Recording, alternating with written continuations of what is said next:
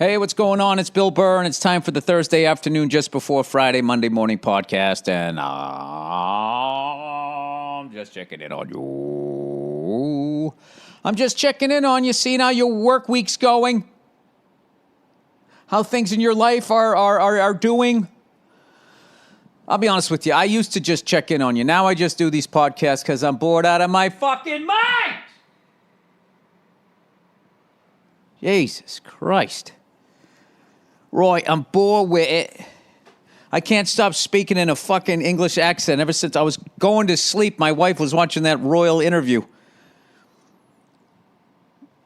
Oh, my God, she had it on like fucking full blast. I really think Oprah Winfrey is like the king of doing interviews about shit that everybody already knew. It's like when she did the Lance Armstrong thing, like, wait a minute. You telling me those people who rode bicycles up and down mountains for a month were on drugs? What? Right, so you're saying that some of the richest white people on the earth that live in a castle in England are racist?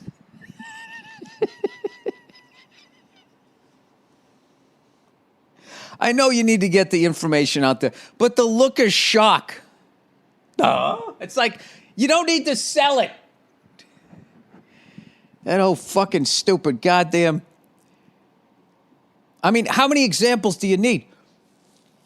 How many guys in the fucking bike race got busted? Every fucking one of them got busted for fucking being on drugs. Anyway. Right, so I was out at a club, right? All of a sudden, this ginger cunt comes up to me. He's like, right, I'm a prince. I'm like, what? He's like, yeah. I'm like, you're a prince of what? He's like, Prince of England. I'm like, yeah. He's like, yeah. I'm like, what? I'm like, right, get away from me, you fucking red cunt. And he's like, right, I live in a castle. I'm like, what? He's like, yeah, I live in a castle. I'm like, what kind of castle? He's like, a castle. So I got me knickers in a bunch. So I go over there, right? He opens the door. There's someone with a yak head on his head.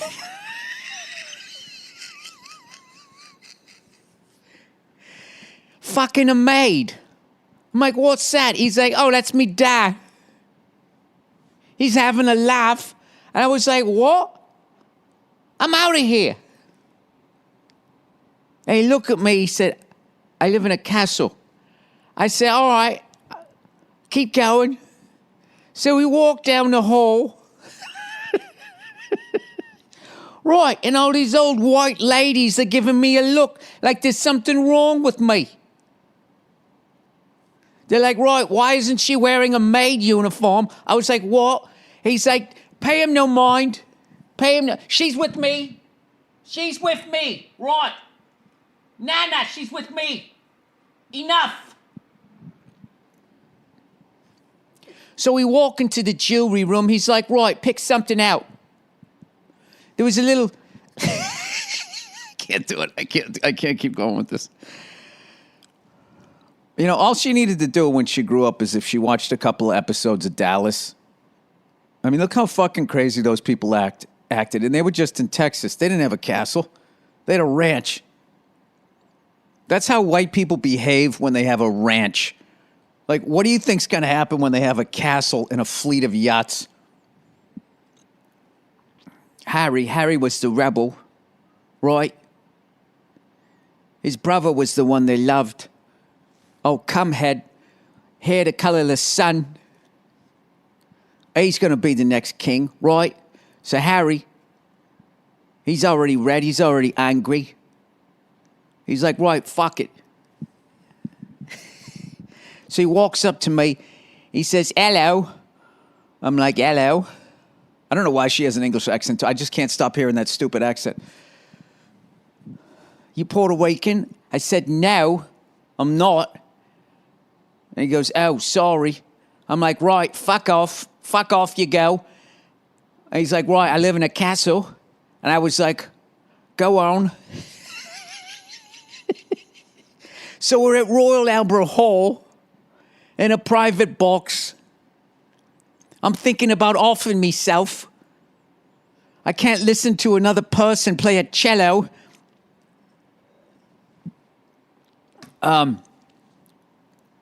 Anyway. I find a lot of what she said very relatable. Grew up in a toxic environment, you know. I kind of related to a lot of that stuff, except I did it in a duplex. Right, so like these people are evil. These are evil white people. Let's move to where the open white people are in Santa Barbara. Right. Where I can see people who look like me doing gardening for the white people in Santa Barbara. Oh, there's Oprah. She had this fucking thing on full blast. Oh my God, I was killed. I can't remember the shit I was saying.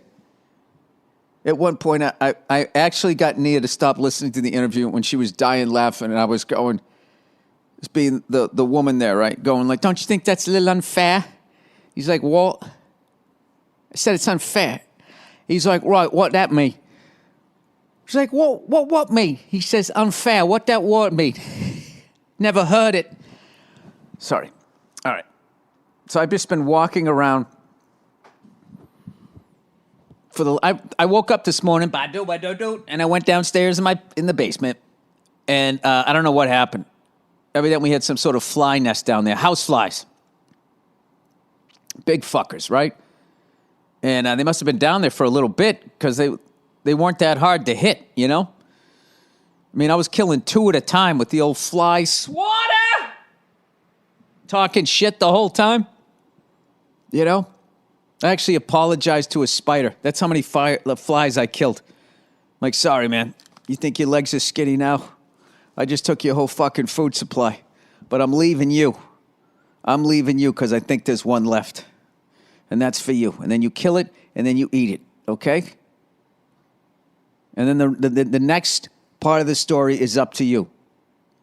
You got 6 fucking legs. You got 6 ways to hop, skip, whatever. Gallop your way the fuck out of my house, or I'm coming for you tomorrow.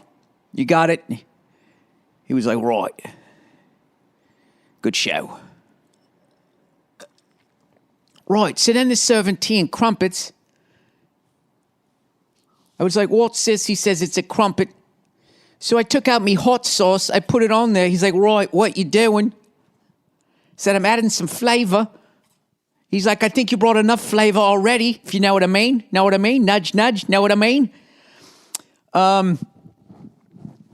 Anyway. Oh, shit. So I woke up this morning, and I was like, you know what I'm going to do? I need to, I got to get rid of this, you know, this COVID weight that I ended up putting on.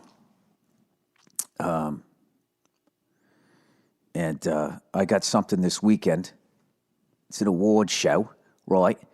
And I have to wear a suit. So I got my white suit that fits. That's my me touring suit, yeah. That's my touring suit. So that's like me when I'm just walking around weight. But then I got 2 other suits. One's the suit I got married in, and the other one is the suit that I got tailored when I was in acting shape, which is about $168. So I'm like 178 now. All right, 10 pounds over. Couple of stone, whatever the fuck a stone is. Couple of pebbles. So I went in to try on the actor in shape suit. And dude, when I tell you, I was missing it by fucking 3.5 inches around the waist. And I was like, whoa. I was like, you gotta be fucking kidding me. And then I looked at and then I take out the wedding suit, black suit. I'm like, okay, that's good for an award show. Black suit, white shirt, black tie, cool, right? And as I'm putting it on, I was like, dude, you wore this at your wedding. There's no way you're gonna, couldn't make it. And I was like, God damn it. So I had to go buy a suit. So I went down there. It's fucking hilarious, you know? Anytime, if you go buy a nice suit, I don't give a shit what shape you're in. They're going to make you feel like you're fucking 50 pounds overweight. They're like, yeah, it looks good in the shoulders. Let's see the pants. I'm like, I can't get in those fucking things. And, well, we'll let them out a little bit. I go, why don't we go up to the next size? Yeah, it's not going to look as good. It's like, how the fuck is somebody going to notice the next size? When was the last time you had on a pair of 34 jeans and then next day, you came in with a pair of 36 and somebody just looked at you like, did you go up a couple of inches? So anyway, but it motivated me. So now I'm going to try to get back. I'm already doing this shit. So I'm going to try to get back down. I'm going to get back down, right? So I got to go to the grocery store today, buy some more kind of into the root vegetables, man. And these Buddha bowls. Sorry. Right, and then he called it a Buddha bowl. I'm like, that's offensive. He's like, right, what that mean? Never heard that word. What you mean you never heard that word? I live in a castle. What kind of castle? A castle. With jewelry. And servants. Oh, that was the joke I said. I was like, right, I'm going to go fox hunting. Me and 36 dogs. And I was like, don't you think that's a little unfair? He's like, what that mean?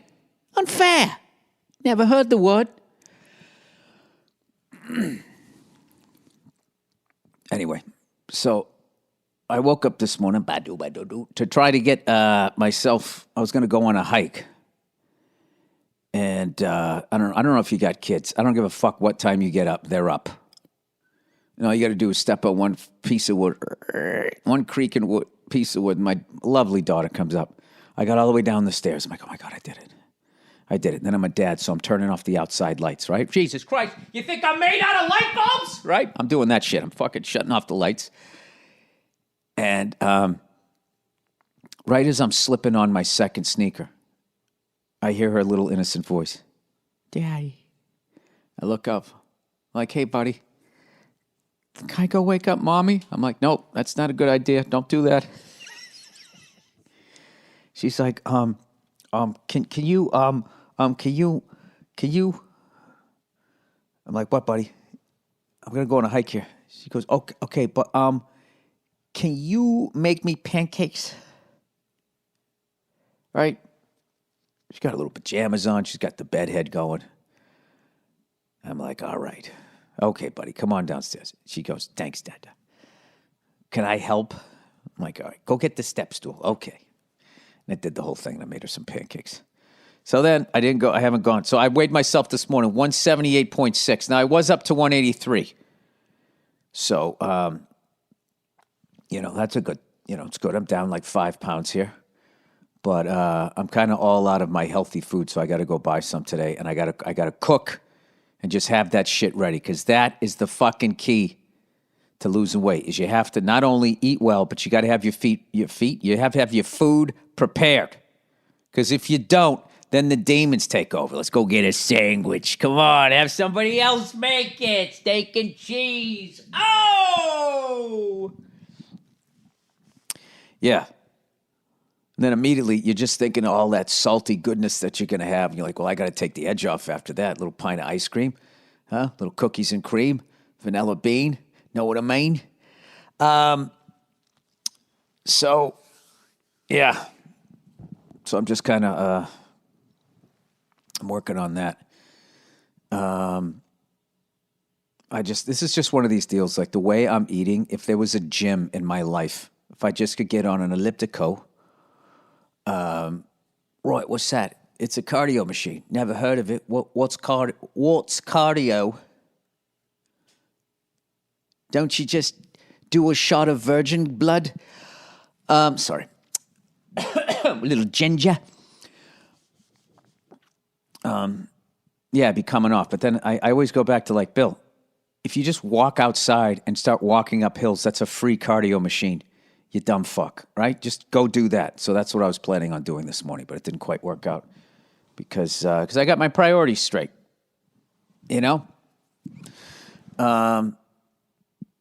So anyway, got to get another COVID test today. Old Freckles is going to be on the Grammys on Sunday, if you can believe it. Can't sing a lick of music, right?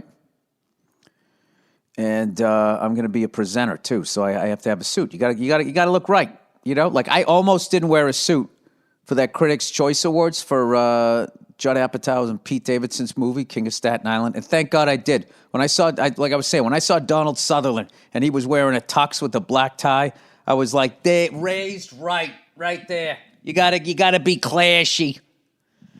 You gotta be classy. All right, so I'm gonna starve myself until Sunday.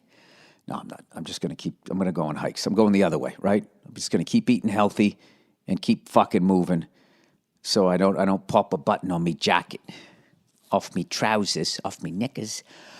But anyways, did you guys see the new B.I.G., Notorious B.I.G., whatever you're supposed to call him? It was Biggie Smalls, and it turned out the first Biggie Smalls was a white guy. Huh? Black people always saying white people are stealing from you. Evidently, huh? It goes the other way. The first Biggie Smalls was a white guy. You guys stole the name from him. That innocent white guy rapping who took your music. So I watched I was watching that whole thing, man. It was just an amazing documentary. I was talking to Verzi about it on the Anything Better podcast, and just like, that guy had like 50 years of wisdom by the time he was 20. Such a brilliant, brilliant mind, man. Such a brilliant mind. And then I thought, like, what he was up against, I thought I don't know anything about hip hop, but they just come off like idiots. Not idiots. They act like 20-something-year-olds. And how that whole fucking thing escalated. I don't know.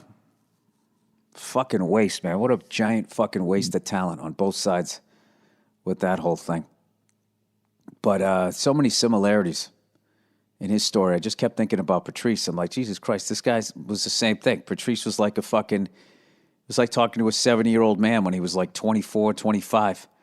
You know? But he still had that silliness to him, but like could really have a fucking deep conversation. I always wondered like what that was about when you meet people like that. Is it like the brain they were born with plus their experience? I mean, it's got to be that. It's got to be that. Or is it their experience? I don't think it is, because you can meet somebody in the exact same experience, has had the exact same experience, and they're fucking, dumb as a stump, whatever the fucking expression is. But, I don't know. Like, I even thought when you saw him with, like, his whole crew, it was like he was like the dad. It wasn't like he was like the leader. He just came off like the older guy, like 20. He seemed like he was 20 years beyond his whole crew of people and helping them stay out of trouble and all of that shit. Really, really fascinating documentary. And I started to watch another Philip Seymour Hoffman movie, kind of going down that rabbit hole. Something Mahoney. I just started to watch it, and then my wife saw us watching it, and she was just like, "Oh, I want to watch that with you." And I was like, "All right," but we never got around to it. So anyway, I got a couple more shows this weekend. I'm getting geared up today. I believe today, one of these days coming up, if you can believe it. I am going to be doing a tour of New Zealand and all of Australia. It's going to be one show, if you can believe this, and I'm doing it from Los Angeles. This is like one of the great things that came out of the pandemic, is that rather than having to, as far as environmentally, if that's a word, instead of me jumping on a jet,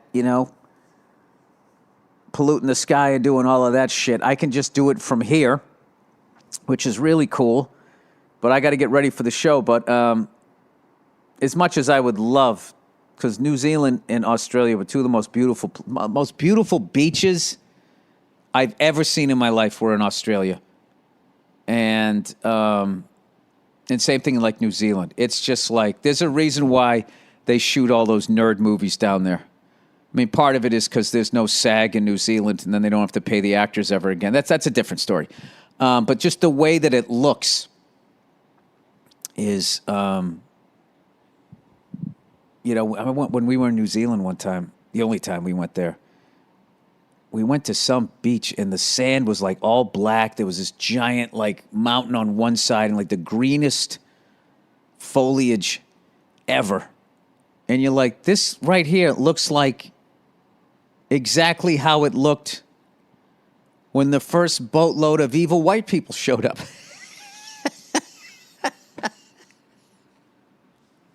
I felt like an explorer, like Christopher Columbus. That's how beautiful it was. And I was waiting for, indigenous people to come out from behind the bushes, just looking at me like, what's your deal? And then I could be like, Roy, I'm the guy who's about ready to fuck all this up. But anyway, so I'm going to be doing a stand-up show, and I can't even fucking tell you how excited I am to do this and how fucking hard I'm going to go on this show. Okay? People have been, I did that benefit show, same place. I did this benefit show when they had the, the screens and all of that. And I just got such the energy that you get, even standing on the screen, just seeing the people, they're sitting in their apartments and they make like an evening out of it. They make some food, they're sitting down, there's a lot of dates and stuff. And I think when you're on in front of a live crowd, obviously you get that amazing energy, but like you kind of don't get the backstory. You can get like the backstory. Well, look at this person, 1-bedroom apartment, young couple, they got their whole lives ahead of them. You just get, it's like you're peeking in on all these little reality shows and they have their names down the bottom. You could talk to them and shit. It's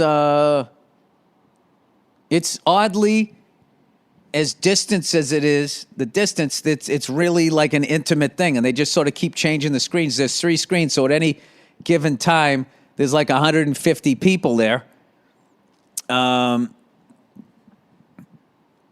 But I'm really, really excited about it. And Al Del Benny, one of my favorite people in this business. I started with him way back in the day. I met him on my 2nd or 3rd show ever. Definitely my 3rd show. When I did Kelly's in Reading or North Reading, Mass. First time I ever bumped. I did Nick's Comedy Stop. Then I did an open mic at Stitches. And then I did Jack Lynch had a satellite open mic room in this bar up in North Reading, and I ate my balls, and he was hosting. And I met him, and he used to have a sketch group called Alan the Monkeys with Bobby Kelly, Dane Cook, him, and this guy, Jay, I forget his name, but he ended up stopped doing comedy, but became like a real estate kingpin, so he made it too, which is awesome. Anyway, so I've known him for almost 30 years, and whenever I do Australia, because he ended up meeting an Australian woman in New York, long story short, he's over there now, and so whenever I do Australia, I try to, I try and work with him if he's not, if he doesn't have other gigs. So that's going to be the show. So I should have a ticket link and all of that stuff. I thought I was going to have it today. I don't see it in the reads here, but I will be posting that on my Twitter and Instagram as soon as possible. And I'm very excited. My apologies to people in New Zealand and Australia that I can't go there because, I would have loved to go. As much as that run always beats the shit out of me because it's just the time change. And it's just right as I get acclimated. I'm like, oh my God, this is great. I'm on their time. I can enjoy this beautiful country. I can go to New Zealand and enjoy this, blah, blah, blah. Right as I do that, it's like, okay, now you're going back. I had it down, too, how I would do it. When I would fly to Australia, my move was I would take the 4 p.m. flight. And I'd sit there, and I would bullshit with my wife, and we'd always be laughing and be excited. And whenever I have like something really long in front of me like that, a 14-hour flight, I get in a really stupid mood. And one of my favorite things in the world is making my wife laugh, right? So I just start making her laugh, makes her feel good, I feel good. Then, we have all these snacks and shit. We're just like, fuck it, right? We just go to the airport, just bring all this fucking, stupid shit, right, to eat. Candy and fucking potato chips and just fuck it. Let's just eat like we're in 7th grade, right? And then we get like a meal, and then I watch 2 movies, and then by then it's like about 1 a.m, and then I fall asleep. And by that point, you're like 5 hours into flight, and then I fall asleep for like 8 hours, and then you wake up and it's like, we've begun our initial descent into Australia. Everybody's gonna have the same accent on this podcast. And then you land, you're like, wow, this is amazing. And you're like, okay, I feel good. And you lie to yourself that you're on Australian time. And then right around like 1 or 2 in the afternoon, it just fucking hits you. And then you go down hard. And then you wake up and you're like, fuck. And it's like 8:30 at night. And you woke up like it's 8:30 in the morning. And then you just got to fight that. I've done those gigs a few times with Dom Irrera. And he has like the most interesting way of dealing with jet lag. He goes, I just don't fight it. I just go to sleep and I'll stay up all night. I don't give a shit. And and he's totally okay with like waking up, having like something to eat, like his breakfast, and then just literally walking out and going on stage. It's an amazing thing. I was just like, wow, that's sort of the way to do it, I think.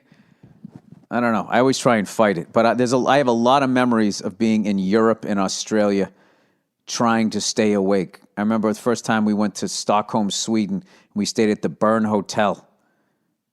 And it was sort of some story they were telling us about some American rock singer who had some hissy fit in there and threw something down like a fucking idiot.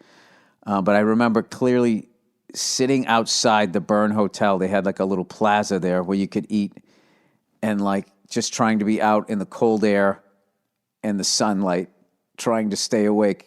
Me and my beautiful wife, man, she looked so great on that trip. I remember that. We went out, bought some clothes and stuff. I still remember her face. We were just sitting there, and we were just like, okay, we're staying up, right? We're staying up. She's like, we're staying up. And we lasted about 20 minutes, and I was just like, Nene, I can't do this. She goes, all right, let's just go to sleep. And they had like blackout curtains, and we went in there, and oh my God, I have so many fucking memories of doing that in Europe. And we would just fucking go to sleep and then wake up. It would be like 7 or 8 o'clock at night. You're like, fuck. Be like, all right, just give yourself a couple of days. We'll get acclimated. And she was always better at it than I was doing that. Man, they got to cure this shit soon. I hope people take the vaccine. I miss doing all of that stuff. All right. Let me do some reads here. Roy, live in a castle. All right. Max cryo freeze. Oh, I'm an old bastard. I love this shit. Living with chronic pain is the worst. It's not as bad as living in a castle. It's more than it's more than a feeling of discomfort. It can affect your whole life. Many of my listeners probably have some type of pain that has prevented them from relaxing and sleeping, or stop them from exercising. Jesus. This is like written for me here. Perhaps it's been ongoing for a few weeks and now hasn't improved with any of the treatments they've tried. Podcast host to provide an experience of recent pain. Oh, my left shoulder. But I've been using this shit and then working out with bands, and now my shoulder feels great. Enter Omax Health. Roy, if you're looking to get rid of nagging muscle and joint pain immediately while providing long-lasting recovery. By the way, all the English people are going to tell me I'm doing a bad English accent. It's as bad as your American accent that you think is so fucking brilliant. Then you need to try the natural breakthrough pain relief solution, CryoFreeze CBD roll-on developed by Omax Health. This non-prescription triple action pain relief roll-on is specially formulated to block pain receptors, reduce inflammation, and improve muscle and joint flexibility. The best part is this is 100% natural CBD powered remedy that works its magic within 10 minutes of application, and relief lasts up to 8 hours, much longer than the over-the-counter products. This is the stuff I put on my shoulder after I work out every single time, and now I don't even have any nagging pain. You do this shit, you work out with some bands, I'm telling you. You get a personal trainer to tell you how to work out with them, okay? I don't need a lawsuit here, all right? All right, CTA. I don't know what that means. Omax Health is offering my listeners 20% off a full bottle of CryoFreeze CBD pain relief roll-on. This discount also applies towards any products site-wide. Just go to omaxhealth.com today and enter the code Burr. That is omaxhealth.com and enter the code Burr, B-U-R-R, to get 20% off CryoFreeze and site-wide. Still not sold? I can tell you pro athletes such as PGA pro golfer Kyle Stanley uses CryoFreeze CBD to recover both on and off the course. And go look at the product reviews. They've got 95% 5-star reviews, page after page of customers saying they tried everything, and Omax CryoFreeze is so good they are now buying it for their family and friends too. Anyone from athletes to Grandma Josie can benefit from this immediate pain relief. You have pain that won't go away, then you qualify for Omax CryoFreeze. Simply roll it over where it hurts and ice out the pain. No messy creams or any of that bullshit. So go to omaxhealth.com and enter the code BURR to get 20% off CryoFreeze site-wise. omaxhealth.com. Enter the code Burr and get 20% off. I don't know why this made me think of this, but I watched this video on YouTube of Paul Stanley singing a song, with Kiss live. Some fucking, explosion goes off and his hair catches on fire. Starts off small and then just gets big. And then these roadies run out trying to put it out. And when I tell you he didn't flinch and just kept playing the song and he knew what was happening, there's no way he didn't smell it. It was fucking amazing.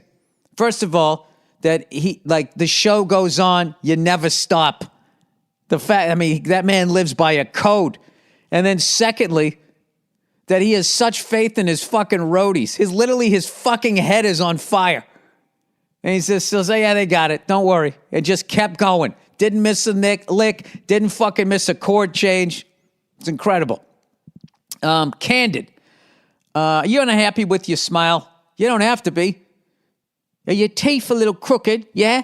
Thousands of people have used Candid, the clear, comfortable, removable, and practically invisible aligners to help straighten their teeth, and now they love their smile. Just like Justin M., Atlanta, Georgia. When I was younger, I used to have a gap in my front and on the side. I noticed that people would always look at my mouth first. It's probably because you were spitting on them. So I was looking for a fix. Candid ended up being the perfect company for me. You can't stop me from smiling now. I don't give a fuck that people think I'm crazy. I'm not spitting on them anymore. There's no comparison. I added a little to that. And Candid is here to help straighten your teeth so you can fall in love with your smile too. Your treatment is prescribed and closely monitored remotely by a licensed orthodontist who's an expert in tooth movement. You'll have the same quality of care you'd get from an in-office orthodontist from the comfort and convenience of your own home. And while other companies use general dentists, Candid only works with orthodontists. With Candid, the same orthodontist who created your plan is with you from start to finish, so you never have to wonder how you're doing. The average Candid treatment is just 6 months. You'll start seeing results way before that, and it costs thousands less than traditional braces. Become your best you. Start straightening your teeth today. Right now, you can save $75 on Candid's starter kit. Go to CandidCO, Charlie Oscar, candidco.com/Burr, and use the code Burr. That's candidco.com/Burr, code Burr. Take advantage of, so it's /Burr, then code Burr. All right, take advantage of this limited time offer to save $75 on your starter kit, candidco.com/Burr, code Burr. All right, the last one, everybody. Helix, everybody. Not being able to sleep because of today's politics, pandemics, your love life, any of the drama you talk about in your show, slash all of that shit. Sleeping on a terrible mattress before you upgraded to Helix. That's a fragment. Sleeping on a terrible mattress before you upgraded to Helix. Yeah, well, that's the end of that idea. What happened? Helix Sleep has a quiz that takes just 2 minutes to complete and matches your body type, and sleep preference to the perfect mattress for you. Why would you buy a mattress made for someone else? With Helix, you're getting a mattress that you know will be the perfect way to help you sleep. Everybody's unique, and Helix knows that. So they have several different mattress models to choose from. Well, then aren't they saying there's only a few kinds of people? What are you acting like like every mattress is different like a snowflake? Maybe it is. They have soft, medium, and firm mattresses, just like Goldilocks and the Three Bears. Mattresses great for cooling you down if you sleep hot. Jesus Christ. And even a Helix Plus mattress for plus-size folks. It's been awesome getting messages from so many people who also find the Helix mattress of their dreams. So if you're looking for a mattress, you take a quiz, you order the mattress that you're matched to, the mattress comes right to your door, shipped for free. You don't ever need to go to a mattress store again. And they're doing all these new studies, by the way. They're talking about dementia and Alzheimer's and all that. And one of the big things that helps, plaque not build up in your brain, they're saying, is to get enough sleep and enough rest. And this is a great way to do it. This is a great investment so you don't have to fucking walk around not remembering, like me, not knowing where shit is. All right? So, if you're looking for a mattress, I already said that. Helix is awesome, but you don't need to take my word for it. Helix was awarded the #1 best overall mattress pick of 2020 by GQ and Wired magazine. Just go to helixsleep.com/Burr, take their 2-minute sleep quiz, and they'll match you to a customized mattress that will give you the best sleep of your life. They have a 10-year warranty, and you get to try it out for 100 nights, risk-free. They'll even pick it up for you if you don't love it, but you will. Helix is offering up to $200 off all mattress orders and 2 free pillows for our listeners at helixsleep.com/Burr. All right, that's the Thursday afternoon, just before Friday, Monday morning podcast. Please enjoy the little bit of music here, musical interlude picked out by the wonderful Andrew Themelis. And then we're going to have a bonus half-hour episode of the Thursday afternoon, just before Friday, Monday morning podcast from a Thursday afternoon, just before Friday, Monday morning podcast from a couple years ago. However he does it. All right, that's it. Right, so what's the lesson? If you find some ginger cunt in a bar who says, right, I live in a castle, I guess don't go in it. If you do go in it, and you want to just sort of decompress from all the horrible shit that you saw in there, you want to go to Santa Barbara. Because that's where the open-minded white people live. All right. Bill Burr, and it's the Monday Morning Podcast for Monday, March 11th, 2013. How you doing? How's your life working out for you this week? I had oh, Jesus. You know what? I can't even tell you what happened. I can't tell it. I have to sing it to you. It's got to come from my heart. Oh, if you're a lucky man, good things happen to you. But if you're a red cunt, this is for the fucking zoo. You'll be out on the road and find out your roof collapsed and there won't be a thing you can do about it. Did that make any sense? I don't care if it did. Some of the biggest hits never made any sense, right? Oh, sugar, boo, boo, boo, boo, boo, boo. You are my candy girl. So I was touring the Midwest, barnstorming, as they say, driving in some no-name Dodge SUV. That's what you get when you say, hey, I want to rent a car from Madison, Wisconsin to Detroit, Michigan, and I don't want to bring it back. Do you have a car for me? And they say, oh, what? You know what? I think we got one here in the back. I didn't even know Dodge made an SUV. Dodge is like the Oldsmobile of Chrysler. Oldsmobiles were nice. I miss all those cars. Remember the Oldsmobile? Remember when people had a Mercury? What else did they discontinue? Pontiacs? What has happened to this country? What do we bet? Down to either Chevy or a Cadillac? That's fucking it. Ford or a Lincoln? Go fuck yourself. You either have it or you don't. Once again, another sign of the middle class shrinking. Oh, by the way, I just found out, because I don't pay attention to politics anymore because I just feel like, all right, they're eventually just They're going to run it into the ground, and we're going to have to build it back up again. That's basically what's going to happen. I guess old fucking liberal face there, he signed that thing New Year's Eve, basically passing off that now they can just arrest you and detain you without a trial forever. That's good. There you go. See that right there, people? Remember when you all made fun of me because I don't vote for the fucking number 1 horse or number 2 horse? That's why, because there's no difference. It's the same fucking horse. Oh, shut up, Bill. All right, so this is what happened. So I'm fucking driving this no-name Dodge. Driving this Dodge SUV. I'm in Madison, Wisconsin. And about ready to do all these awesome shows. I love going to towns like that, by the way. I can tell you this, unbelievably underrated is cities that Frank Sinatra did not sing about. You know, or Tony Bennett. Any crooner. If a crooner has sung about a city, then you can tell right away that you know before you even land on the ground there's going to be ridiculous traffic and everything's going to cost twice as much. You know, my kind of town, Chicago is $80 for a hamburger. Chicago is that fucking loop where no traffic fucking moves. Why did we come here? Right? I left my hat in San Francisco. That in your fucking wallet there. And then New York, you know what that is, right?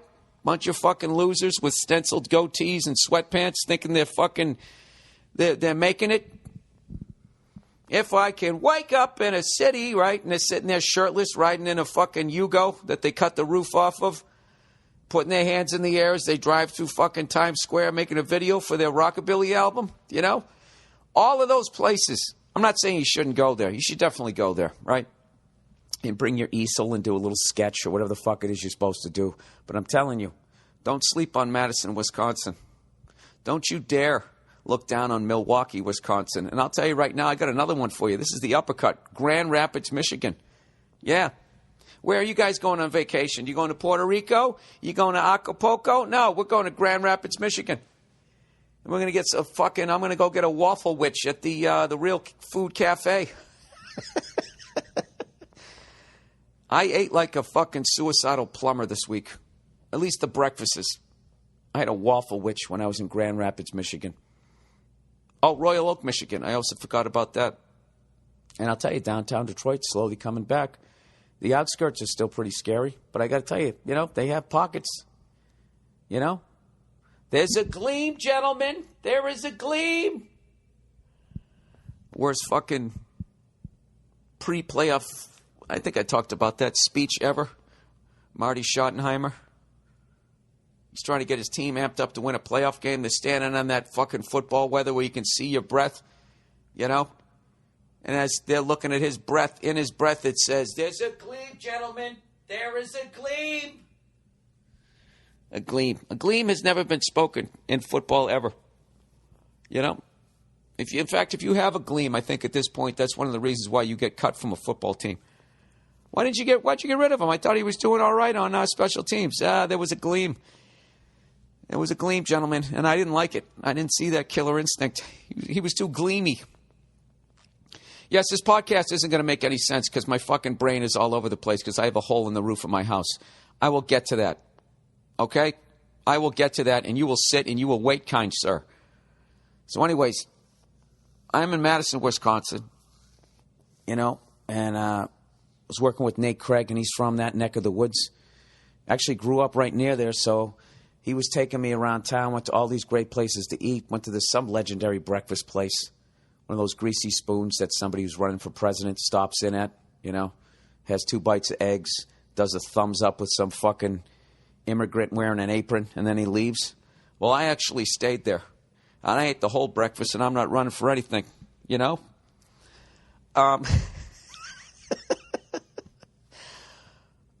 God, I'm so fat right now. You can't believe how smooth my stomach is. My stomach right now is so fucking smooth. You wouldn't even believe that I could sit up in bed because you would say that poor bastard was born without abdomens. Abdominals. There's the fucking word. So anyways, we do the gig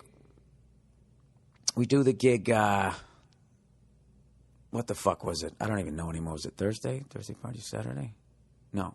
Wednesday. We do the gig Wednesday. We have a great fucking time. After the gig, this guy from the Weary Traveler Inn /restaurant tells us to come by. We go over there. I look on the menu. What do they have on the menu? They have Hungarian goulash. When was the last time you ever saw a Hungarian fucking goulash, or the rated G version, Hungarian goulash on a menu? Huh? Well, if you do, then you live in one of these fucking towns that Frank never sung about. And I was like, my mother used to make Hungarian goulash. I got to try it. Then I guess when my mother made it, when she made it, she put noodles in it. But this was I guess that the noodles came in Ellis Island, which evidently meant the Hungarians were near the Italians. And they were like, oh, what you got in the pot there? You know what you need? Step aside. Why don't you put some fucking noodles in there, right there? And right there, Zdeno. So anyways, I had this cup of, if you're in Madison, Wisconsin, go, I'm going to hype all these fucking restaurants. Go to the Weary Traveler Inn and try a cup or get yourself a bowl of the Hungarian goulash. It's fucking tremendous. It's got a nice kick to it, you know. I visited a couple of old friends, you know, with ice on them. And I had a great time. And, you know, great mix of people there. We talked conspiracy theory. We talked about Wes Welker getting traded. You know, we had an awesome fucking time. So everything's going great. You know, I'm breathing in the winter air. I'm looking at the dirty snow. I'm feeling good. I'm feeling like nothing can touch me. My life is going to be phenomenal. All right? Now, the next thing that happened on this trip is so fucking traumatic. I don't really remember when it started. I believe I was coming out of that greasy diner that I'm sure Joe Biden is eating in. And went, the pancakes are delicious. Ha, ha, ha. Click. Picture taken. He's out. Forces himself to puke in the taxpayer's bus that he's driving around in. Anyways, the lovely Mia calls me up, and she's in absolute tears. All right? We had just redone her office. Redid the floors. I swear to God, dude, it looked like a fucking basketball court in there. A very small basketball court, you know? If you were like a fucking squirrel, it would look like a full-court basketball court to you. All right? But whatever. I'm just saying. It was fucking beautiful. We did the walls. They even painted the ceiling. It was the one room in my old-ass fucking house that was immaculate. All right? I just got the roof done. Listeners of the podcast realize I just got the roof done. So I'm psyched. Okay? Because two things you don't want in your fucking house. You don't want fire and you don't want water. Nothing does damage like that. It's just, it's fucking over. So, she calls me up crying and says the fucking ceiling collapsed in the office and there's water pouring in. And I am in the middle of fucking nowhere, Wisconsin. I was somewhere between Madison and Milwaukee, and I get this picture and I get this phone call, and I'm immediately frantic, and I was like, has the water stopped? Because I guess it had rained that night. And I'm like, has the water stopped? And I'm thinking, we just put a new roof on it. Did they fuck up the roof? What the fuck happened? A zillion things are going through my head. How long was the water pouring in? Because it happened when she was sleeping. And then she goes, no, it stopped.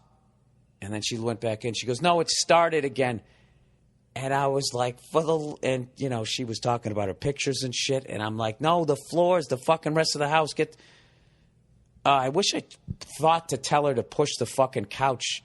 Got this stupid IKEA couch. You know, and you're not thinking, you're just trying to get the furniture out of the way. Fucking fuck the couch. Let the couch be a giant fucking sponge. Well, whatever. I was in the middle of nowhere. And what ended up happening was it wasn't the roof.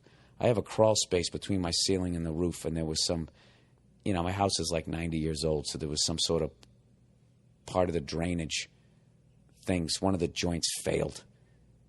It backed up on the side of the house and the water came up, and then one of the joints failed, and then it just started to pool. It sunk down through the wood, and then, you know, made the plaster wet, and then it collapsed. And She didn't hear it collapse because it kind of hit the couch. It was also fucking soaking wet. And the damage was done. And it went all the way down to the bottom of my fucking house. And my house looks like a disaster right now. But I got to say, the insurance company did step up once they realized that it wasn't the roofer's fault and that it was a plumbing issue or whatever I don't know what the fuck they said. They have stepped up and they came over here, fucking helped the lovely Neil clean up. They put some fans on it, but by then the fucking damage was done. So I don't know what's going to happen. I'm absolutely sick right now because they're trying to tell me that the floor buckled. And I immediately pictured all the floorboards, just every one of them just fucking looking like hammer toes. But I think they're trying to say it's in the middle of the room. I don't know what, but that wood is priceless. You know, that's the wood that from trees they cut down in the 1920s that were, old trees when wood was solid. Men were men and women didn't have a voice. Now you got that Home Depot shit, I should make as much as you kind of wood, right? So that's my big fear, is that they're going to take out that wood and replace it with the other shit. So I've already put the kibosh on that. And I'm like, listen, insurance peoples, that's the kind of wood that was there, and that's the kind of wood that's going to be put down if I have to fucking scour the earth to find it. If I have to go to Detroit and go into one of those abandoned fucking crack house, beautiful 100-year-old fucking houses, and take the wood out myself, I don't want to get into it. It's fucking horrible. My brother's coming out to visit, He's visited me like 20 times in my career. In the first fucking 16, I was sleeping on a futon. The last 3 times, I had a bed in a 1-bedroom apartment. I finally have a fucking house, right? Finally feeling like a success. He's going to come, and the fucking rain. I was joking this week on stage that the hole in the ceiling, it looked like, just imagine if a grizzly bear's like parachute didn't open. That was the size of the fucking hole. And I don't know why I think grizzly bear. I just remember seeing one fall out of a tree one time when they shot it with something, a tranquilizer gun. And just kind of came down. It was like a big ball of fur. That's what it looks like. Maybe a black bear, I'd say. I don't know, people. The whole time I bought this fucking house, the entire time I've been fixing this fucking thing. And it's all been shit you can't see. Plumbing, electrical, I don't even know what else. The fucking roof. Just shit you can't see. And I was finally getting to the fun part. Shit you can see. The floors, right? Shit you can show off to people when they come over. Finally get a room done. And Mother Nature's like, oh, look at old Billy Boy. He thinks he's got a nice house there. Let's do this. Oh, hey, the fucking hole in your ceiling. How do you like that? You like that? Oh, you want some more? You want some more? Here's a little fucking glass of water. Deal with that all the way down to your basement. All right there, you freckled cunt. How do you like that? So, I've been absolutely, I don't know. It's a typical story. Typical story. Man tries to do something, takes 2 steps forward, gets kicked in the balls, and falls 3 steps backwards. Typical story. And evidently there's going to be some comedy in this at some point, but I realize it's tragedy plus time, and I'm still in the middle of the fucking tragedy. Oh, you know what else is great? Because the walls are so old, there's asbestos in them. Like 1%. So now the people who are going to take the plaster down today are like, well, we're not trained to do that. We don't have the proper filtration system. Blah, blah, blah. So now they're out, right? They're looking at the shit downstairs. They go, oh, we got to test for lead paint. It's like it was made in the 1920s. You know it has lead paint. Probably has 14 coats of it under fucking 36 that were painted on top of that. So, oh, God. I just, I swear to God. The first time, I hate to say this, the first time ever I was in my garage today, and I actually quietly said to myself, I hate this house.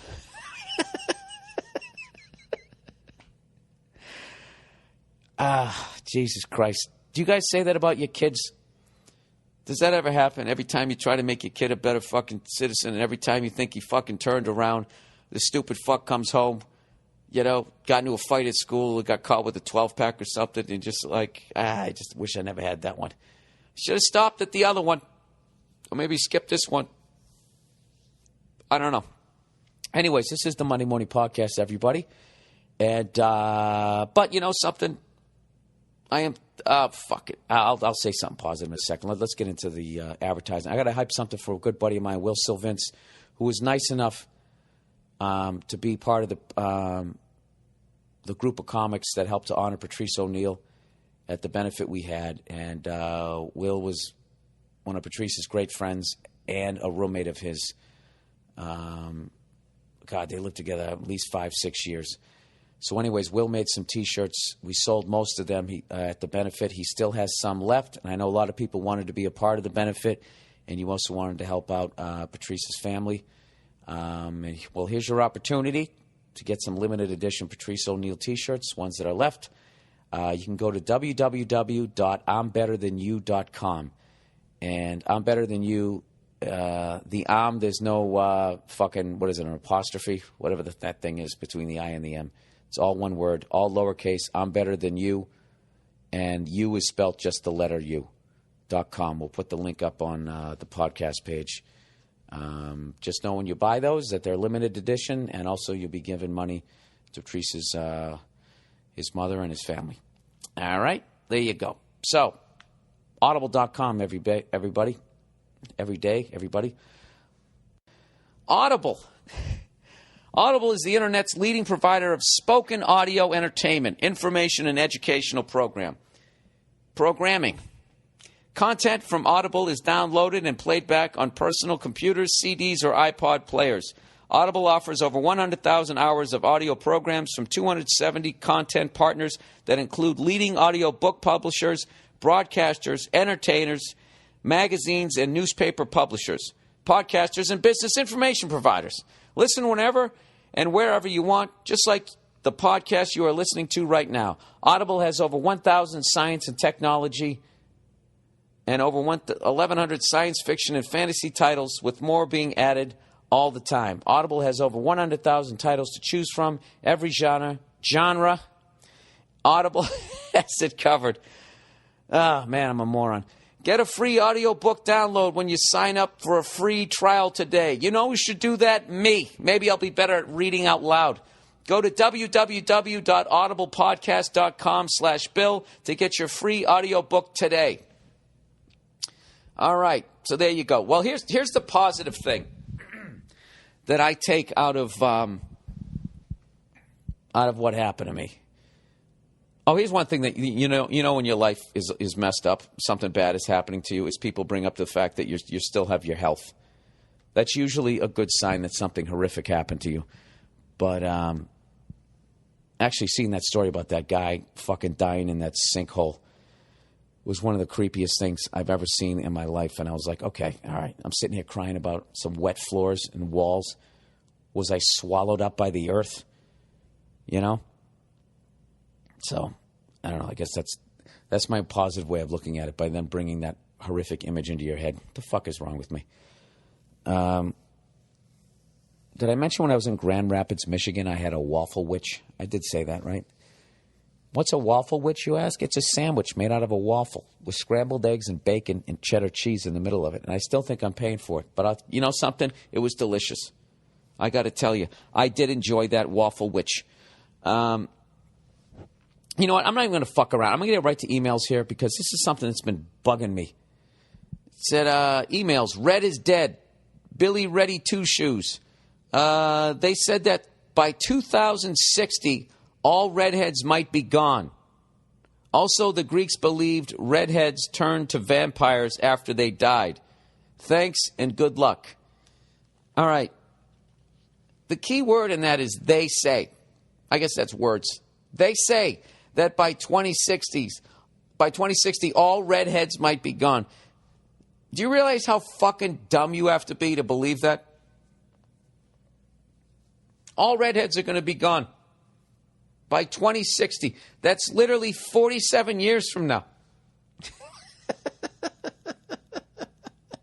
I mean, granted, in 2060, I'm going to turn 92.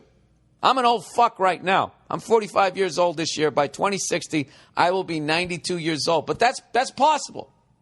Man, if I keep eating waffle witches and having my house collapse on me, I imagine that's going to take a toll. All right?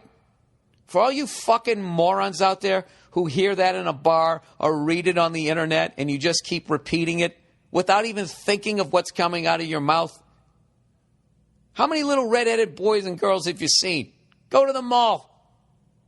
They're fucking 2-3 years old. You're telling me they're all going to be dead before they're 50, you dumb fucks? They're so fucking dumb. Some asshole said it was a recessive gene, and by the time it went around the bar, we were all going to be dead in 20 minutes. And people are so fucking dumb, and they just repeat what they hear, that they come at you and they say dumb shit like that. Do you realize how many people have said that to me? I mean, at least this guy was smart enough to at least put it to 2060. I mean, look, if we're all going to be gone, we're fucking taking you cunts with us, because unless you guys just like, if the next Hitler comes along and he just really hates fucking redheads and starts to, but even then, there's going to be one of those Schindler List guys who's going to make a list of his fucking redheads, and we're going to survive. Right? And then we'll have a museum of tolerance for fucking redheads.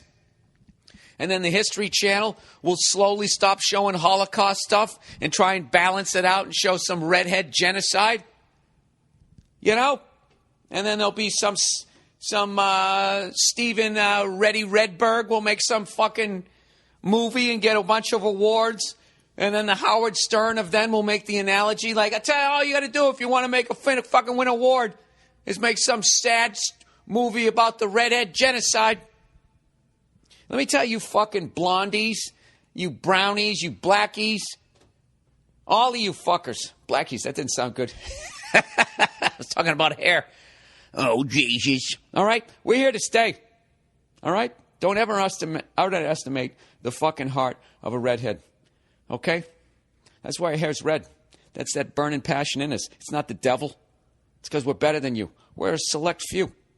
You know what I mean? You know what you guys are? All you fucking blondes, brunettes, all you cunts. You know what you guys are? You're like the fucking Ford Taurus. You go down the highway, there's a fucking zillion of you. Maybe once in a while you see a Testarossa. All right? A nice freckled one. Has that ever been done? Has anybody ever had a fucking swagger about being a redhead? All right. One last little advertisement here really quickly. LegalZoom.com, everybody. It's National Start Your Business Month at LegalZoom.com. Okay, I know I've been talking about this for more than a month, but so many of you are starting businesses right now. So LegalZoom has decided to extend it through March. This unbelievable offer. Call it whatever you want. Just remember, this is a great time to start your own business.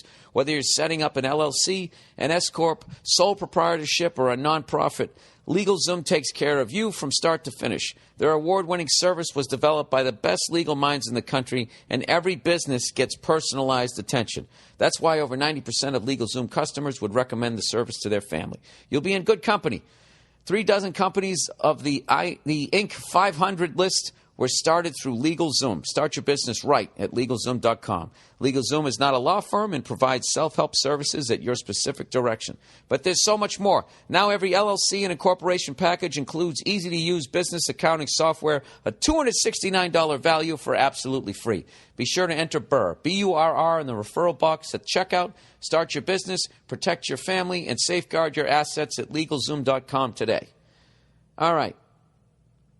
Back to the podcast here. Yes, so for the love of God, can you people stop and just think? You know, all right, you know what? Redheads, any redheads out there listening, just say to them, just go like, do you realize how fucking stupid you are right now? Huh? Oh, whatever. Who gives a fuck? I don't give a shit. That's not my goddamn cause. You know what? I can guarantee you this right now. I'm still going to be around in 2060. And I'll be out there climbing that fucking rope. And I'll have the last bit of lead paint and asbestos out of my house. And we'll see. And then you guys will be like, well, technically you're not a redhead anymore because all your fucking hair fell out and the shit on the side of your head is white. And that might do me in. Then I'll be like, bullshit. And I'll fucking grab my chest, clutch my little freckled heart, and I'll keel over. And you know what? You know what you guys will do? You'll fucking laugh. Because in your core, you're a cunt. All right. Hey, Bill. Okay, I want a boyfriend. Here we go. Oh, Jesus. Here we go. Bill, I want a boyfriend. Hey, Bill, I know you probably just read the subject and went, oh, well, drop your panties, bitch. No, I would never do that. That's if you said you wanted to get laid. So anyway, she says that's not quite the case. I'm a guy. Oh, the left turn. The left turn. I don't even need to read this. Oh, wait, he's only a freshman. I was going to say, how as a guy do you not know how to get a boyfriend at this point? Half the sitcoms are based on gay guys at this point, aren't they? Was that fucking statement as dumb as all redheads are going to be dead by 2060? I don't care. I got a hole in my fucking house. He says, I'm a guy. I'm a freshman in high school, and I like guys. I consider myself average, pretty good at sports, and decent with the ladies. He said, I'm still in the closet. Gay guys fucking slay it. You guys fucking slay it. You know, if you wanted to. I'm telling you. You know what it is? Because I don't know what the fuck it is.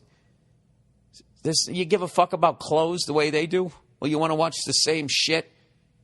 That's the thing about gay guys. You guys want to do the same shit women want to do, so hence you're around them, and next thing you know, your dick's in their mouth. If I could have just kept my fucking mouth shut, you know, during Dirty Dancing and Ghost and all those things, I would have done much better when I was a younger man. But whatever, this isn't about me. This is about you. Let's plow ahead.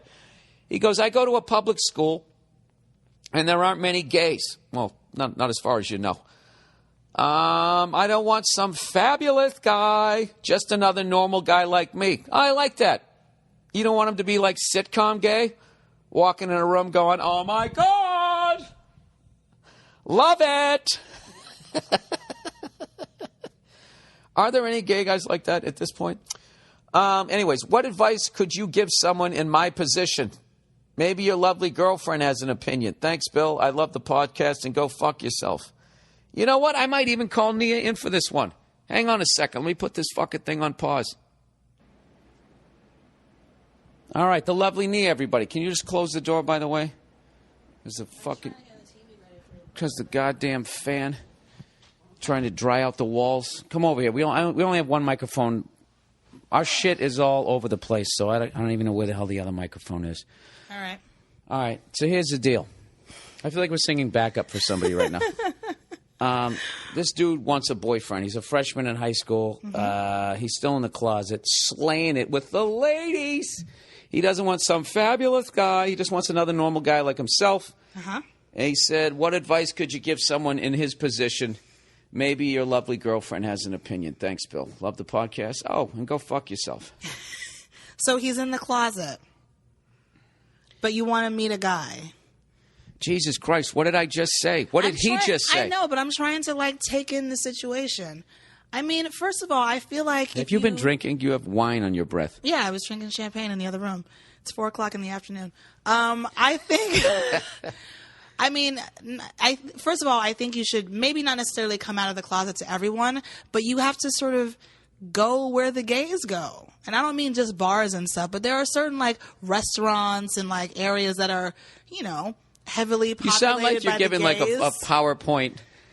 a PowerPoint presentation, and you have to go where the gays go. You should have just written that down on a chalkboard. But the thing is, I think it's a little bit problematic that you're still in the closet. You are free to come out whenever you want to. You shouldn't have any pressure. Time out. Shut up. Time out. But I'm saying when you're out of the closet, it makes it easier for you to meet other people and get into a whole little groove. And you meet people, and they invite you places here, there, and everywhere, and that's how you start to meet people. But if you're still quiet, no, you can't.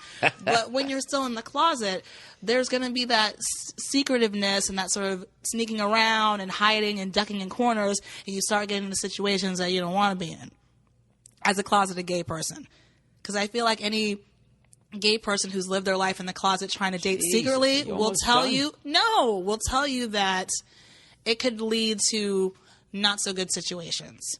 So I feel like you should probably come out in a way, or at least just start hanging out with other gay people. I'm going to have to start having an orchestra start playing when your answer goes on. If you want me on here to answer questions, I'm going to answer them the way I answer them. I don't need you to tell me when to I don't need anybody telling me how to answer them. Snap, snap, snap. Why don't you ask me to come in here if you're just going to, like, micromanage how I answer the question? What is wrong with you? You know, you're an angry drunk. I'm not drunk. A couple of glasses of champagne, you turn into an asshole. I'm not drunk. I don't think you should come out. Not as a freshman. For fuck's sakes, people are such assholes. You know what I mean? I think he should go find some other. College? He's a freshman in high school. Oh, in high school. High school, you know, fucking just ride it out. Find some other gay kids, hang out with them, play baseball down at the gay baseball park. And but then once you become you know what you need to do? You got to leave your fucking town behind. Then you move to a city. Does your high school not have... You move to a city. Let me finish my ignorance. You don't have move one to of a those, city. They'll have the gay part of town. Well, no, and the it's going to reason be why over. I'm asking is because a lot of high schools... It's going to have abs. Shut up. A lot of more progressive high schools, they'll have like an LGBT, club or something like that. He obviously doesn't have that, or he would fucking join it.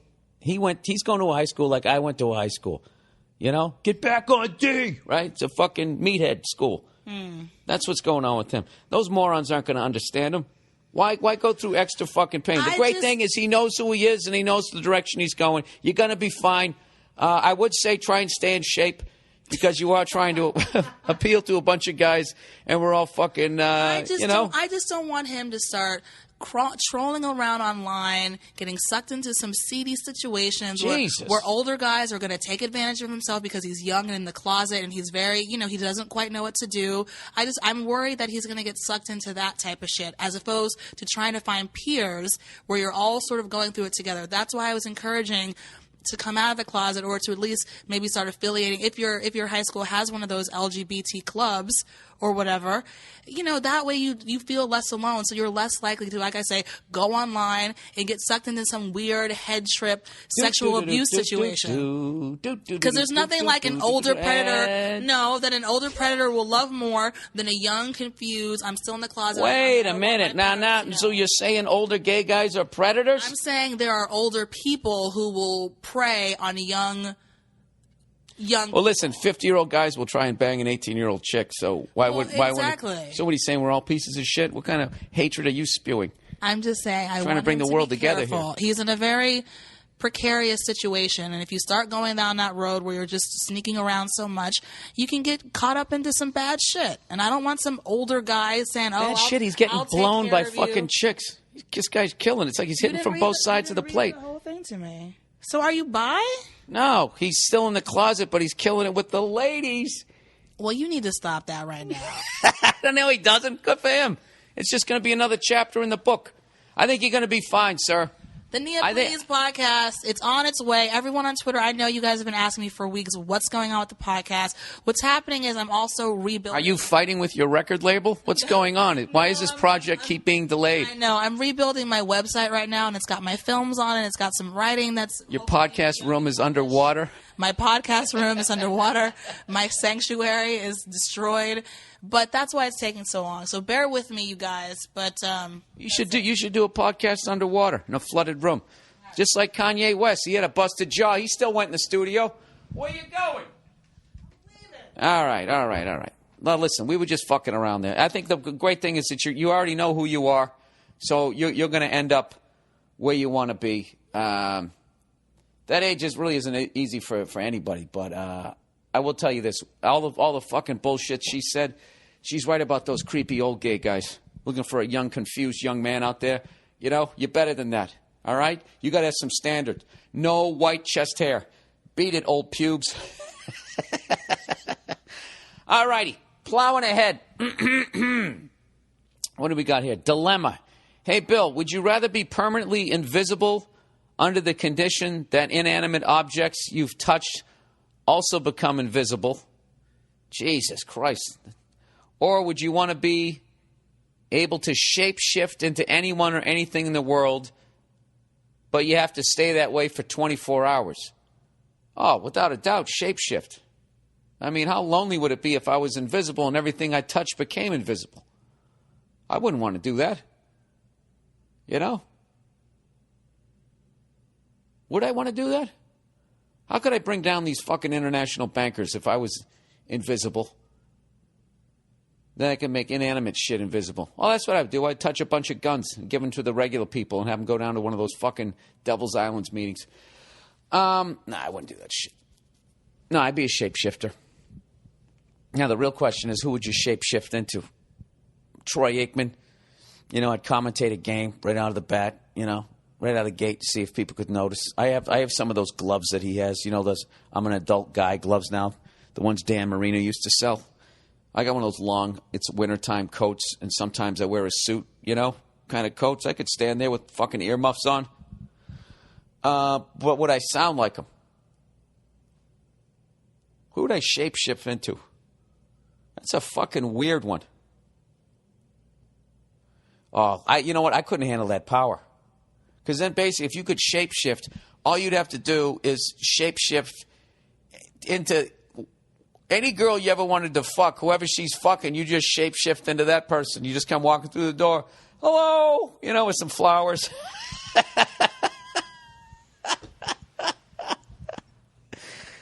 Oh, my God. I'd be the first person brought up. Now, what kind of rape would that be? The shapeshifting rapist?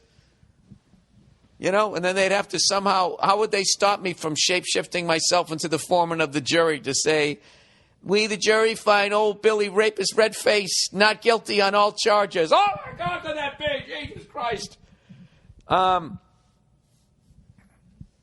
Although being a shapeshifter would be great. Man, you could freak the fucking world out. You know, it'd be great if some, like, huge leader of the world was given a speech and you somehow got behind him and were also on TV jumping up and down, you know, like somebody who painted their face, except you look just like the guy giving the speech. You know? Oh, that could be endless fucking fun. How would I handle shape-shifting? Oh, Jesus, there'd be a lot of conversations with the higher power with that one. You know, like when you drink and then you get sick and you're like, oh, God, I swear to God, I'm never going to do that again. Just let me get through this. I swear to God, I'm going to clean up my fucking act.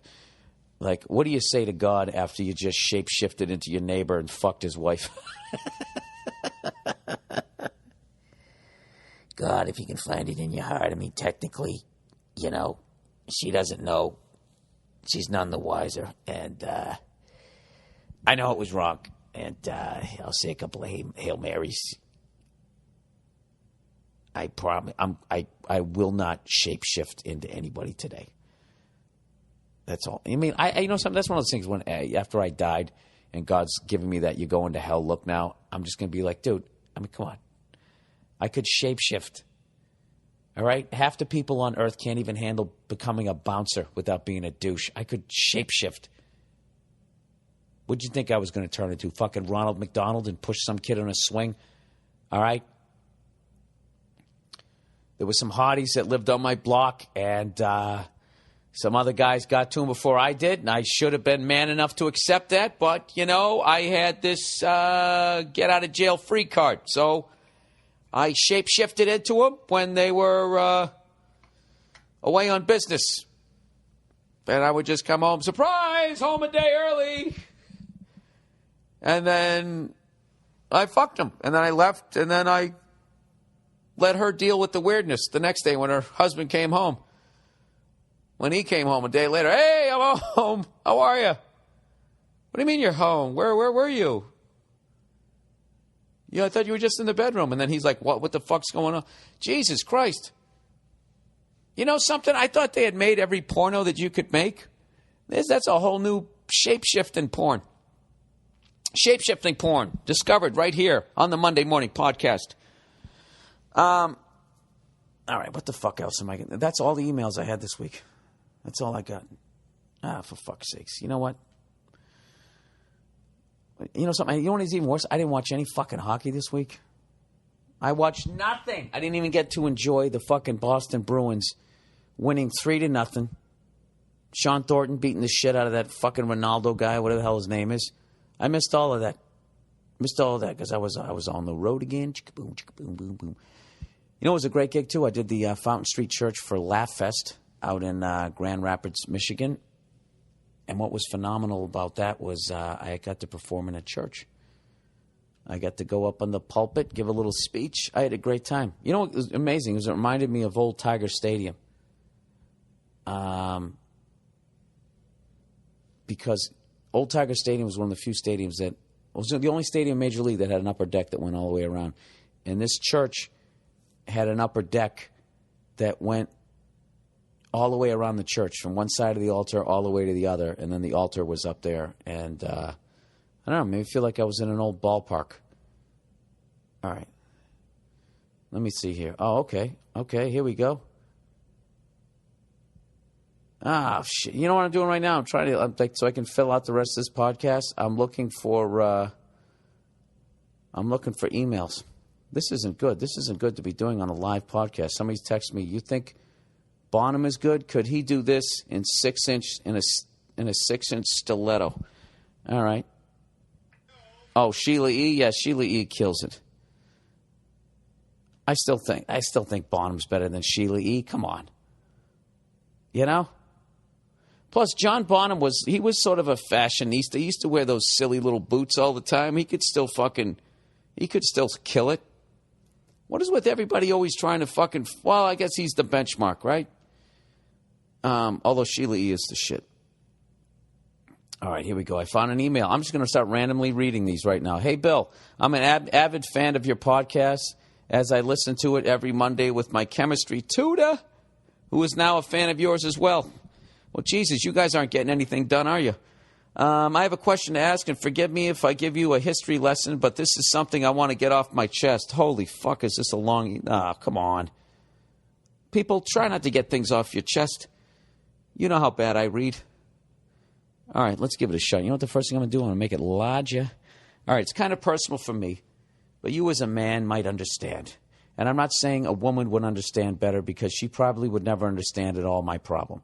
I am a loner, and I have always been. I relate to that, sir, 100%. We are on the same page. I never made any friends as a kid, and I was abandoned by everyone I knew. All right, now you just went into fucking... Now you sound like you're in... what is it, Hans Christian Andersen? What's the name of that guy who wrote... not Toy Story. What the fuck is it called there? Christmas Story. Christmas Carol? Something Christian... Christian Leitner? I can't remember the fucking thing. Ghost of Christmas Past, Part 2. Anyways, I don't know anything about my family members besides their name and job title. Over the years, I started to hate everybody I came into contact with. Every person I met, I'd be condescending towards, and I was indifferent towards everyone I met. A few years ago, I had this girl try and become my friend, which is weird because since I keep to myself and nobody bothers me, but all of a sudden this girl comes up to me and starts asking about who I am. I, of course, tell her to fuck off. Jesus Christ, dude. Because I tell her to fuck off and I'm cold and indifferent. You're not indifferent. You have a definite feeling towards her. Fuck off. She rode the same bus I rode, and she tried to make conversation with me a lot. But still, I was just telling her to fuck off, but not in those exact words. Oh, okay, all right. But I told her to go talk to someone who cares. Dude, how old are you? Every time I looked at her, she always smiled at me. The smile was the most amazing smile I've ever seen in my life. If a smile was a yeah, you fucking had a crush on her. If a smile was a superpower, it'd be hers. And I couldn't help but melt a bit every time I saw her smile. Ah, Jesus Christ, dude, what's going on here? A few years ago, I got everyone in the school coming up to me asking who I was. Oh, a few years later. Turns out that she was asking everybody about me for 2 years, and nobody could tell her anything about me. So now she has gotten the whole school interested in me and finding out who I am. Dude, is this like a fantasy, or does this really happen? Do you wear like a leather jacket and ride a motorcycle? They never learned anything about me. Now that I am in college, I am starting to see her everywhere. Dude, can you just fuck this girl or take her out for a malt already? Come on, man. This is a critical part of your life. You're young. This girl's, you're drafting in the first round. You don't want to wait too long. You wait too long to fucking find a mate. All of a sudden, you're trying to find some fucking once in a lifetime 6th-round pick, you know, like a Tom Brady. It's not out there. He goes, well, anyways, when we actually meet, it's awkward, and she just stares at me uncomfortably, then runs away. I don't know why this happens to me whenever I think I see... What? I don't know why this happens to me whenever I think I see, hear, or actually run into her. Is there something wrong with me? Why am I going through these weird bouts of fight or flight mode? Dude, because you were fucking abandoned by everyone around you, which hurt you as a kid, so now you're trying to fucking wall yourself off. You should fucking talk to that girl. Just tell her, say, listen, you got to understand, I'm a psycho. I didn't have anybody in my life. I don't know how to do this. But when you smile at me, I almost fall out of my chair. Can you handle the fact that I'm socially a little far behind my peers? And with that, would you like to go see a movie? Okay? And then every time you feel like sabotaging it, just, I don't know. I don't know, dude. That's you're going to have to undo like 20 years of shit, it sounds like. Now, I don't know if you can do this, you know, in 1 week. You know, like those dumb Dr. Phil shows. You need to come out of your shell. And everybody claps, and then you go, and like the guy's supposed to be fixed. It's going to take a while. But, dude, you know something? You should definitely go after this girl if you're feeling stuff like that. You should definitely do it. And she sounds like she's, you know, socially uncomfortable too. So, you know, you can help her. She can help you. Both you guys, you get a little more outgoing. Next thing you know, you might have something there.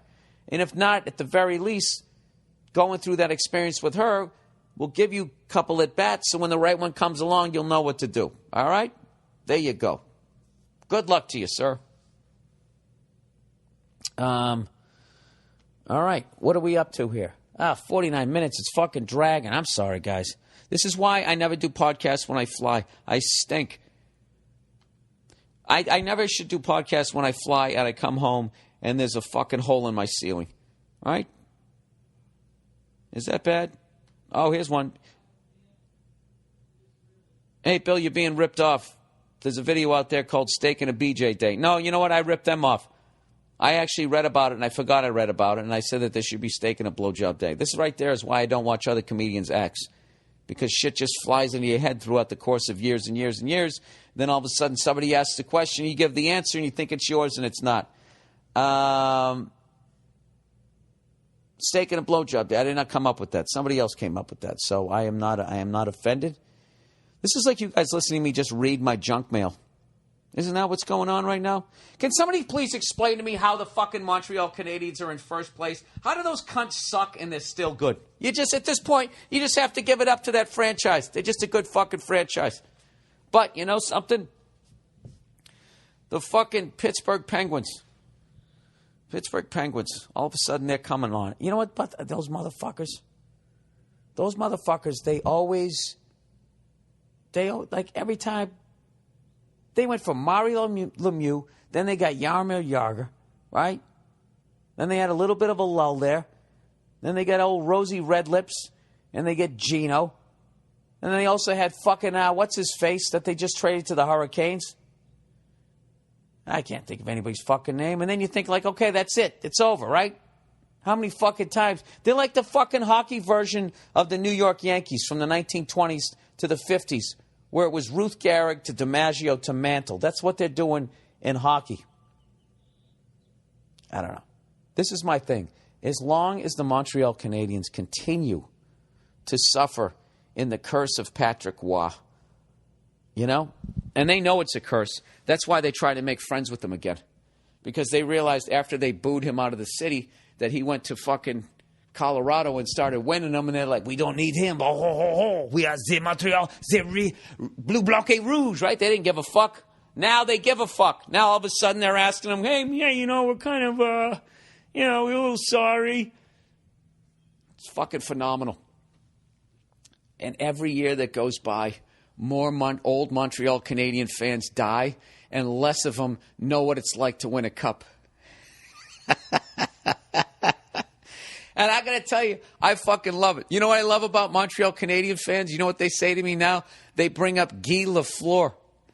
That's how far in the past That's how far in the past anything great happening between them and the Bruins are. They go fucking ape shit when they beat us now in the regular season. You understand? They owned us. Guy Lafleur scored that goal before I even watched my first fucking hockey game. I don't know how old you people think I am. That was like the late 70s. I was too busy recovering from being hit by a car. No, I didn't have to recover. I got 2 days off from school. I do remember that. It happened on a Wednesday. And the guy said, all right, you know what? You shouldn't go to school Thursday, Friday. And I was fucking psyched going, for once, I don't have to fake sick.